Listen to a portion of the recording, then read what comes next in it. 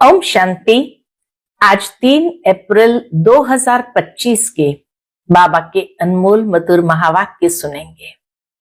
आज की मुरली में बाबा कहे, बच्चे ये तुम्हारा झाड़ बहुत मीठा है और इसीलिए मीठे झाड़ को कीड़ा लग जाता है। ये कीड़े को समाप्त करने की दवाई बाबा देते हैं, वह है मन मना भव।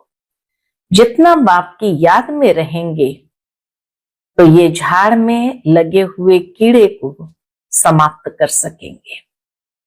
साथ ही बाबा कहे, बच्चे यहां से तुम जाएंगे अभी गेट वे टू हेवन में। देखा जाए तो गोले का चित्र है, उसमें बहुत अच्छी तरह से दिखाया है कैसे पहले गेट खुलता है शांति धाम का, फिर शांति धाम से आत्माएं नीचे आती है गेट वे टू हेवन में। और इस तरह से बाबा कहे, तुम बच्चे सबको स्पष्ट करके समझा सकते हो कि अभी ये नरक है, यहां से हमें स्वर्ग की ओर जाना है। ये गेट वे बहुत सुंदर है, जहां से अनेक आत्माएं परिवर्तन होकर के श्रेष्ठ गति को प्राप्त होती है और देवी देवता स्वरूप में नीचे उतरते हैं। लेकिन उसके लिए बाबा कहे, धारणाएं भी बहुत अच्छी चाहिए। तुम्हारा ज्ञान योग का फाउंडेशन अच्छा होना चाहिए, चलन बहुत अच्छी होनी चाहिए और दैवी गुण धारण किए हुए होने चाहिए। तब तुम गेट वे टू हेवन में सहज प्रवेश प्राप्त कर सकते हो, अर्थात स्कॉलरशिप ले सकते हो। तो सुनते हैं आज के बाबा के अनमोल मधुर महावाक्य। ओम शांति। मीठे बच्चे, तुम्हारा यह नया झाड़ बहुत मीठा है। इस मीठे झाड़ को ही कीड़े लगते हैं। कीड़ों को समाप्त करने की दवाई है मन मना भव। आज के मुरली से प्रश्न है, पास विथ ऑनर होने वाले स्टूडेंट की निशानी क्या होगी? उत्तर, वह सिर्फ एक सब्जेक्ट में नहीं लेकिन सभी सब्जेक्ट पर पूरा पूरा ध्यान देंगे। स्थूल सर्विस की भी सब्जेक्ट अच्छी है, बहुतों को सुख मिलता है, इससे भी मार्क्स जमा होती है, लेकिन साथ साथ ज्ञान भी चाहिए तो चलन भी चाहिए। दैवी गुणों पर पूरा अटेंशन हो, ज्ञान योग पूरा हो, तब पास विथ ऑनर हो सकेंगे।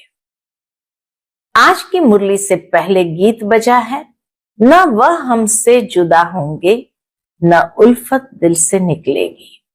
ओम शांति। बच्चों ने क्या सुना? बच्चों की किससे दिल लगी हुई है? गाइड से। गाइड क्या क्या दिखलाते हैं? स्वर्ग में जाने का गेट दिखलाते हैं। बच्चों को नाम भी दिया है gateway to heaven. Bombay में प्रदर्शनी लगी थी तो उस समय बाबा ने कहा इसका नाम होना चाहिए गेट वे टू हेवन। स्वर्ग का फाटक कब खुलता है? अभी तो हेल है। हेवन का फाटक कौन खोलते हैं और कब? यह तुम बच्चे ही जानते हो। तुमको सदैव खुशी रहती है। हेवन में जाने लिए रास्ता तुम जानते हो। बाबा कहे, हेवन में जाने का रास्ता तुम जानते हो। मेले प्रदर्शनी द्वारा तुम यह दिखलाते हो कि मनुष्य स्वर्ग के द्वार कैसे जा सकते हैं। चित्र तो तुमने बहुत बनाए हैं।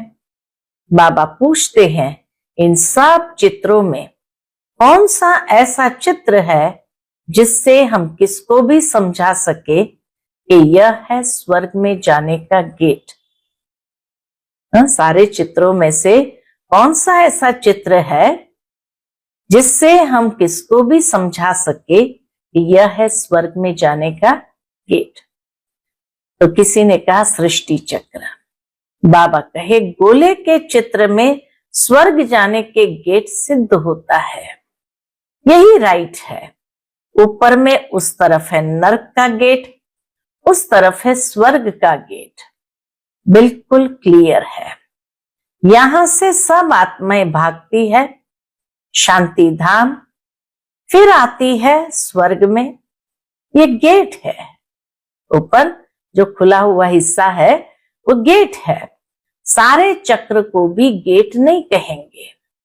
ऊपर में जहां संगम दिखाया है वह है पूरा गेट, जिससे आत्माएं निकल जाती है, फिर नई दुनिया में आती है। बाकी सब शांति धाम में रहती है। कांटा दिखाता है यह नर्क है। कांटे से पता चलता है कि आधा समय में तो पूरा नर्क है, वह स्वर्ग है। सबसे अच्छा फर्स्ट क्लास समझाने का यह चित्र है। बिल्कुल क्लियर है। Gateway to heaven. यह बुद्धि से समझने की बात है ना। अनेक धर्मों का विनाश और एक धर्म की स्थापना हो रही है। तुम जानते हो हम सुख धाम में जाएंगे और बाकी सब शांति धाम में चले जाएंगे। गेट तो बड़ा क्लियर है। ये गोला ही मुख्य चित्र है। इसमें नर्क का द्वार, स्वर्ग का द्वार बिल्कुल क्लियर है। स्वर्ग के द्वार में जो कल्प पहले गए थे वही जाएंगे, बाकी सब शांति द्वार चले जाएंगे। नर्क का द्वार बंद हो, शांति और सुख का द्वार खुलता है। सबसे फर्स्ट क्लास चित्र यह है। बाबा हमेशा कहते हैं त्रिमूर्ति, दो गोले, स्वर्ग और नर्क वाला, और यह चक्र फर्स्ट क्लास चित्र है। जो भी कोई आए उनको पहले इस चित्र पर दिखाओ। स्वर्ग में जाने का यह गेट है, यह नर्क है, यह स्वर्ग है। नर्क का अभी विनाश होता है, मुक्ति का गेट खुलता है। इस समय हम स्वर्ग में जाएंगे, बाकी सब शांति धाम में जाएंगे। कितना सहज है। स्वर्ग द्वार सभी तो नहीं जाएंगे, वहां तो इन देवी देवताओं का ही राज्य था। तुम्हारी बुद्धि में है स्वर्ग द्वार चलने के लिए अभी हम लायक बने हैं। जितना लिखेंगे पढ़ेंगे होंगे नवाब, रूलेंगे पिलेंगे तो होंगे खराब। सबसे अच्छा चित्र ये गोले का है। बुद्धि से समझ सकते हैं। एक बार चित्र देखा फिर बुद्धि से काम लिया जाता है। तुम बच्चों को सारा दिन ये ख्यालात चलने चाहिए कि कौन सा चित्र मुख्य हो, जिस पर हम अच्छी रीति समझा सकते हैं। Gateway to heaven. ये अंग्रेजी अक्षर बहुत अच्छा है। अभी तो अनेक भाषाएं हो गई है। हिंदी अक्षर हिंदुस्तान से निकला है। हिंदुस्तान अक्षर कोई राइट नहीं है, इसका असल नाम तो भारत ही है। भारत खंड कहते हैं। यह तो गलियों आदि के नाम बदले जाते हैं, खंड का नाम थोड़ी बदला जाता है। महाभारत अक्षर है ना, सब में भारत ही याद आता है। सभी देशों में भारत ही याद आता है। गाते भी है भारत हमारा देश है। हिंदू धर्म कहने से भाषा भी हिंदी कर दी है। यह है अनराइटियस। सतयुग में था सच ही सच, सच पहनना, सच खाना, सच बोलना, और यहां सब झूठ हो गया है। तो यह गेट वे टू हेवन अक्षर बहुत अच्छा है। बाबा को यह अक्षर बहुत पसंद था। तो यह है गेट वे टू हेवन। यह अक्षर बहुत अच्छा है। चलो हम आपको स्वर्ग जाने का गेट बताएं। कितनी भाषाएं हो गई है। बाप तुम बच्चों को सदगति की श्रेष्ठ मत देते हैं। बाप की मत के लिए गायन है, उनकी गत मत न्यारी है। तुम बच्चों को कितनी सहज मत देते हैं। भगवान की श्रीमत पर ही तुमको चलना है। डॉक्टर की मत पर डॉक्टर बनेंगे, भगवान की मत पर भगवान भगवती बनना होता है भी भगवान वाच। इसलिए बाबा ने कहा था, पहले तो ये सिद्ध करो भगवान किसको कहा जाता है। स्वर्ग के मालिक जरूर भगवान भगवती ही ठहरे। ब्रह्म में तो कुछ है नहीं, स्वर्ग भी यहाँ नरक भी यहाँ होता है। स्वर्ग नरक दोनों बिल्कुल न्यारे हैं। मनुष्य की बुद्धि बिल्कुल तमो प्रधान हो गई है, कुछ भी समझते नहीं है। सतयुग को लाखों वर्ष दे दिए हैं, कलयुग के लिए कहते 40,000 वर्ष पड़े हैं। बिल्कुल ही घोर अंधियारे में है। अभी तुम बच्चे जानते हो, क्या जानते हैं? बाप हमको हेवन ले जाने के लिए ऐसा गुणवान बनाते हैं। मुख्य फुरना ही ये रखना है कि हम सतो प्रधान कैसे बने। बाप ने बताया है, माम एकम याद करो। चलते फिरते काम करते बुद्धि में ये याद रहे। आशिक माशुक भी कर्म तो करते हैं ना, भक्ति में भी कर्म तो करते हैं ना। बुद्धि में उनकी याद रहती है। याद करने के लिए माला फेरते हैं। मनुष्य याद करने के लिए माला फेरते हैं। बाप भी घड़ी घड़ी कहते हैं, क्या कहते हैं? बच्चे मुझ बाप को याद करो। सर्वव्यापी कह देते तो फिर याद किसको करेंगे? बाप समझाते हैं, तुम कितने नास्तिक बन गए हो, बाप को ही नहीं जानते हो। कहते भी हो ओ गॉड फादर, परंतु वह है कौन ये जरा भी पता नहीं है। आत्मा कहती है ओ गॉड फादर, परंतु आत्मा क्या है? आत्मा अलग है, उनको कहते हैं परम आत्मा अर्थात सुप्रीम।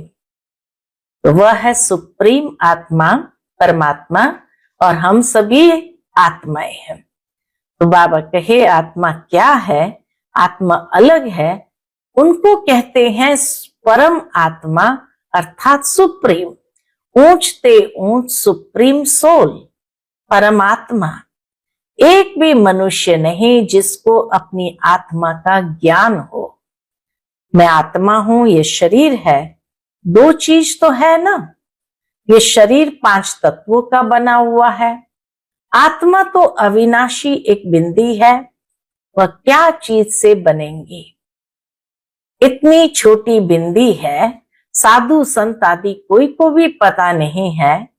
इसने तो बहुत गुरु किए, परंतु कोई ने ये नहीं सुनाया कि आत्मा क्या है। ब्रह्मा बाबा ने बहुत गुरु किए, परंतु बाबा के किसी ने ये नहीं सुनाया कि आत्मा क्या है, परमपिता परमात्मा क्या है। ऐसे नहीं सिर्फ परमात्मा को नहीं जानते, आत्मा को भी नहीं जानते हैं। आत्मा को जान जाए तो परमात्मा को फट से जान जाए। बच्चा अपने को जाने और बाप को न जाने तो चल कैसे सकते? तुम तो अभी जानते हो आत्मा क्या है, कहाँ रहती है। डॉक्टर लोग भी इतना समझते हैं, वह सूक्ष्म है। डॉक्टर लोग भी इतना जरूर समझते हैं, आत्मा सूक्ष्म है, इन आंखों से देखी नहीं जाती। फिर शीशे में भी बंद करने से देख कैसे सकेंगे? शुरू शुरू में डॉक्टरों ने, साइंटिस्टों ने ये प्रयोग किया था कि व्यक्ति मरने की घड़ी पर था तो उसको शीशे में बंद कर दिया। सोचा कि जब आत्मा निकलेगी तो शीशे के अंदर होगी, हम देख सकेंगे। बाबा कहे शीशे में भी बंद करने से देख कैसे सकेंगे? और आत्मा जब निकली तो शीशे को तोड़ करके चली गई। कोई देख ही नहीं सका। दुनिया में तुम्हारे जैसी नॉलेज कोई को नहीं है। तुम जानते हो आत्मा बिंदी है, परमात्मा भी बिंदी है। बाकी हम आत्माएं पतित से पावन, पावन से पतित बनती है। वहां तो पतित आत्मा नहीं रहती है। परम धाम में या स्वर्ग में कोई भी पतित आत्मा नहीं रहती है। वहां से सब पावन आते हैं, परम धाम से सब पावन नीचे उतरते हैं, फिर पतित बनते हैं, फिर बाप आकर पावन बनाते हैं। ये बहुत ही सहज से सहज बात है। तुम जानते हो हमारी आत्मा 84 का चक्र लगाए अब तमो प्रधान बन गई है। हम ही 84 जन्म लेते हैं, एक की बात नहीं है। बाप कहते मैं समझाता हूं इनको हूं, सुनते तुम हो। मैंने इनमें प्रवेश किया है, इनको सुनाता हूं, तुम सुन लेते हो। यह है रथ। तो बाबा ने समझाया है नाम रखना चाहिए, प्रदर्शनी आदि का नाम रखना चाहिए गेट वे टू हेवन। परंतु इसमें भी समझाना पड़े कि सतयुग में जो देवी देवता धर्म था वह अब प्राय लोप है, कोई को पता नहीं है। क्रिश्चियन भी पहले सतो प्रधान थे, फिर पुनर्जन्म लेते लेते तमो प्रधान बनते हैं। झाड़ भी पुराना जरूर होता है, ये वैरायटी धर्मों का झाड़ है। झाड़ के हिसाब से और सब धर्म वाले आते ही पीछे हैं। झाड़ के हिसाब से दिखाया, सब धर्म वाले पीछे से आते हैं। ये ड्रामा बना बनाया है, ऐसे थोड़ी कोई को टर्न मिल जाएगा सतयुग में आने का, नहीं। ये तो अनादि खेल बना हुआ है। सतयुग में एक ही आदि सनातन प्राचीन देवी देवता धर्म था। अब तुम बच्चों की बुद्धि में है कि हम स्वर्ग में जा रहे हैं। आत्मा कहती है हम तमो प्रधान है, तो घर कैसे जाएंगे, स्वर्ग में कैसे जाएंगे? उसके लिए सतो प्रधान बनने की युक्ति भी बाप ने बतलाई है। बाप कहते मुझे ही पतित पावन कहते हैं। अपने को आत्म समझ बाप को याद करो। भगवान वाच लिखा हुआ है। यह भी सब कहते रहते हैं क्राइस्ट से इतने वर्ष पहले भारत हेवन था। कई मनुष्य कहते रहते कि क्राइस्ट से इतने वर्ष पहले भारत हेवन था, परंतु कैसे बना, फिर कहां गया, ये कोई भी नहीं जानते। तुम तो अच्छी रीति जानते हो, आगे ये सब बातें थोड़ी जानते थे। दुनिया में यह भी किसको पता नहीं कि आत्मा ही अच्छी व बुरी बनती है। आत्मा ही अच्छी व बुरी बनती है। सभी आत्माएं बच्चे हैं, बाप को याद करते हैं। बाप सभी का माशुक है, सभी आशिक है। अभी तुम बच्चे जानते हो वो माशुक आया हुआ है, बहुत मीठा माशुक है। बहुत मीठा माशुक है, नहीं तो सभी उनको याद क्यों करते? कोई भी ऐसा मनुष्य नहीं होगा जिसके मुख से परमात्मा का नाम नहीं निकले। सिर्फ जानते नहीं है। तुम जानते हो आत्मा अशरीरी है, आत्मा की भी पूजा होती है ना। हम जो पूज्य थे वह फिर अपनी ही आत्मा को पूजने लगे। हो सकता है आगे जन्म में ब्राह्मण कुल में जन्म लिया हो। श्रीनाथ को भोग लगता है, खाते तो पुजारी लोग हैं। यह सब है भक्ति मार्ग। तुम बच्चों को समझाया है। कौन सी बात आज बाबा बार बार हमें पक्की करा रहे हैं? Gateway to heaven. तुम बच्चों को समझाना है स्वर्ग का फाटक खोलने वाला बाप है, परंतु खोले कैसे, समझावे कैसे? भगवान वाच है तो जरूर शरीर द्वारा वाच होगी ना। आत्मा ही शरीर द्वारा बोलती है, सुनती है। ये बाबा रेजगारी बताते हैं। बीज और झाड़ है, तुम बच्चे जानते हो, यह नया झाड़ है। आहिस्ते आहिस्ते फिर वृद्धि को पाते हैं। तुम्हारे इस नए झाड़ को क्या हुआ है? बाबा कहे तुम्हारे इस नए झाड़ को कीड़े भी बहुत लगते हैं, क्योंकि यह नया झाड़ बहुत मीठा है। मीठे झाड़ को ही कीड़े आदि कुछ न कुछ लगते हैं, फिर दवाई दे देते हैं। बाप भी कौन सी दवाई देते हैं? बाबा कहे बाप ने भी मन मना भव की दवाई बहुत अच्छी दी है ना। मन मना भव न होने से क्या होगा? कीड़े खा जाते हैं। कीड़े वाली चीज क्या काम आएगी? वह तो फेंकी जाती है। कहाँ ऊंच पद, कहाँ नीच पद, फर्क तो है ना। मीठे बच्चों को समझाते रहते हैं, बहुत मीठे मीठे बनो, कोई से भी लून पानी न बनो, खीर खंड बनो, खीर खंड बनो। वहां यानी स्वर्ग में शेर बकरी भी खीर खंड रहते हैं, तो बच्चों को भी खीर खंड बनना चाहिए। संस्कार तो अभी से ही अपने में भरेंगे, परंतु कोई की तकदीर में नहीं है तो तदबीर भी क्या करे। नापास हो जाते हैं। टीचर तो पढ़ाते हैं तकदीर ऊंच बनाने, टीचर पढ़ाते तो सबको है। फर्क भी तुम देखते हो, एक ही पढ़ाई है, पढ़ाने वाला एक ही है, लेकिन फिर भी बाबा कहे फर्क तो दिखाई देता है।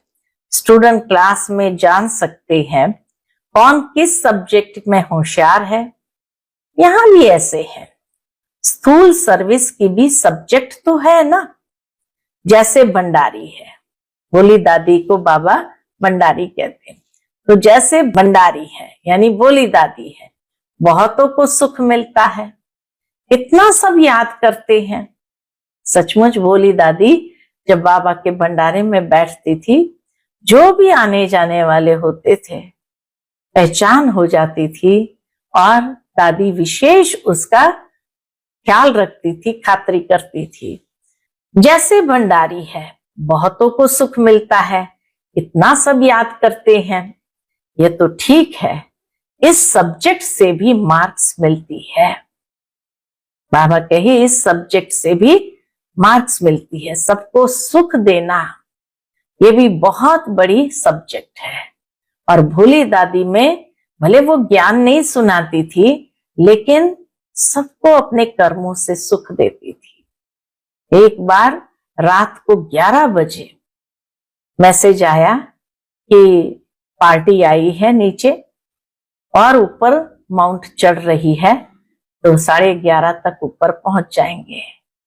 निकल गई है।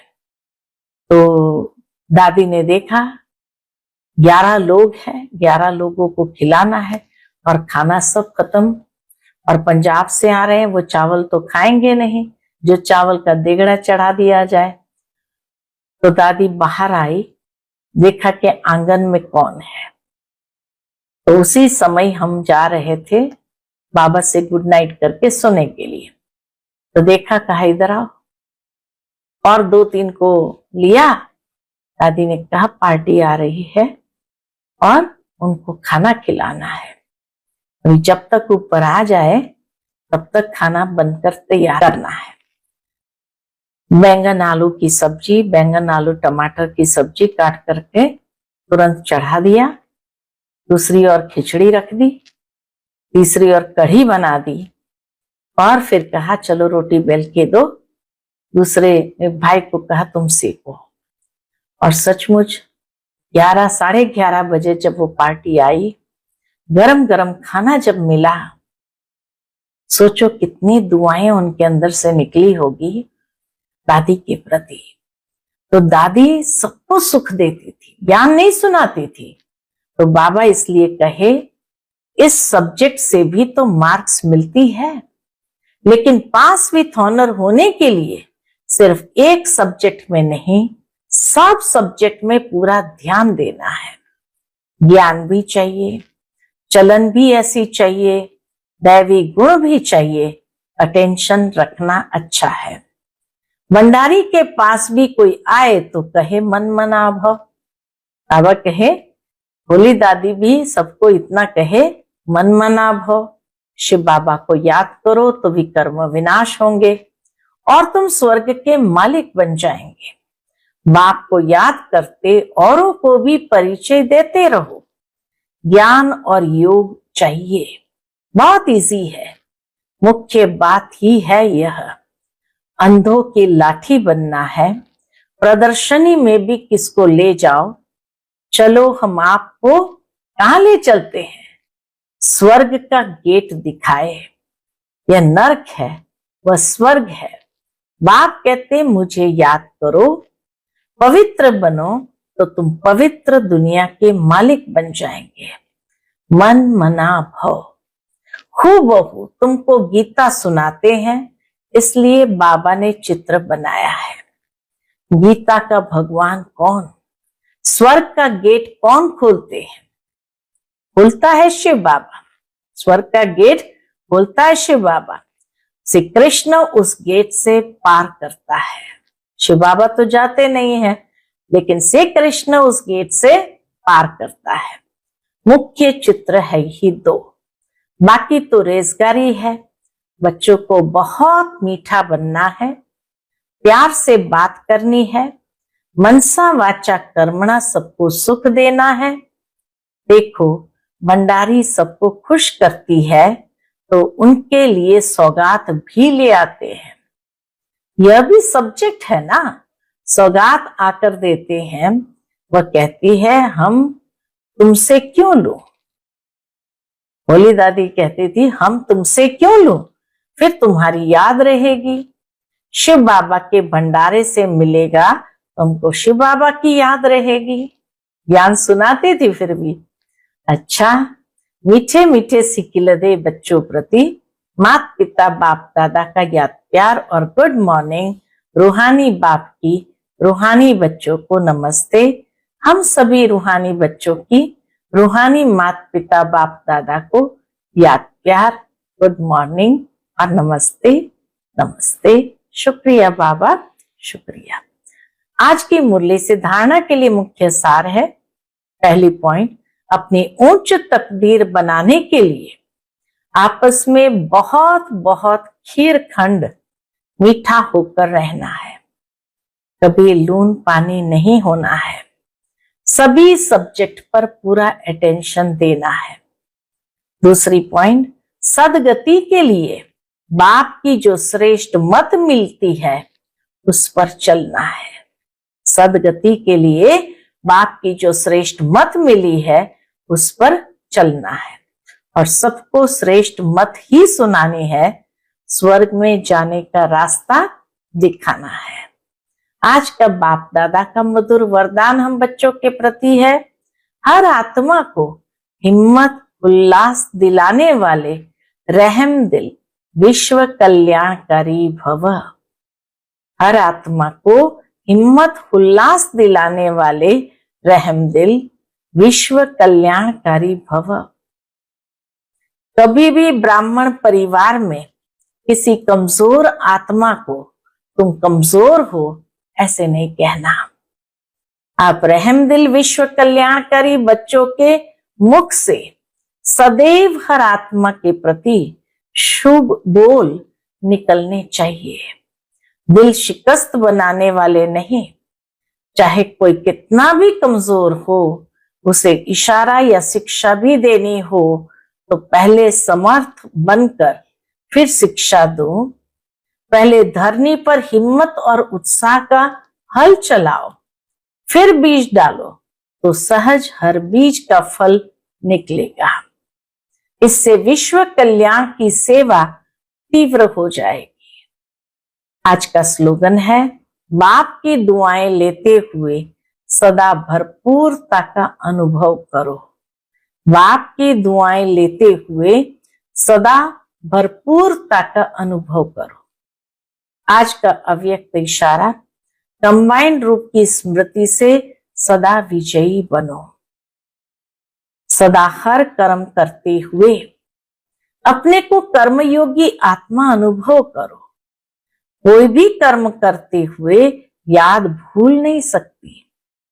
कर्म और योग दोनों कंबाइंड हो जाए, जैसे कोई जुड़ी हुई चीज को अलग नहीं कर सकता, ऐसे कर्म योगी बनो। कर्म करते हुए बाप को याद करते रहना। अच्छा, ओम शांति।